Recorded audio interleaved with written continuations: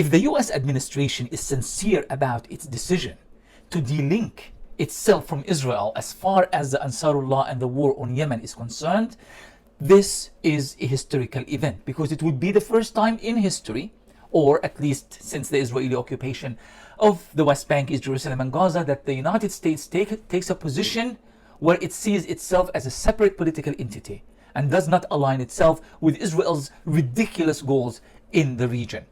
Now, we still don't know what that decision actually means, but what we are being told is that the US and Ansarullah have agreed that they are not going to be attacking each other, but that has nothing to do with Ansarullah's position against Israel. Now, some in American media, Western media, but of course even in Arab media, especially Arab media, are trying to belittle that. And some of them are actually saying is the Ansarullah's way of kind of surrendering to American demands. Completely ridiculous, of course. Because if you look at the time element here, you will understand.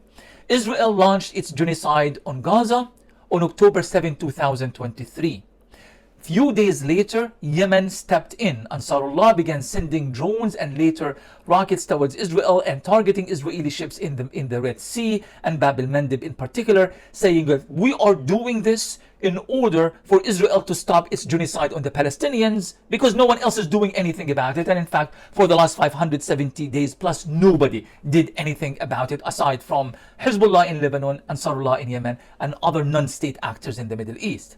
The Americans that same year launched this operation, bringing few countries together, and they declared a war against Ansarullah. They called it defensive war. We are here just to protect the commercial shipping in the Red Sea, even though only Israel was targeted, and those who were feeding the Israeli economy and feeding the Israeli military to carry on with their genocide against the Palestinians in Gaza were targeted. But fine, they went and they said this is a defensive war. That defensive war in January took on another another step, which is attacking Ansarullah, attacking Yemen, attacking civilian sites in Yemen.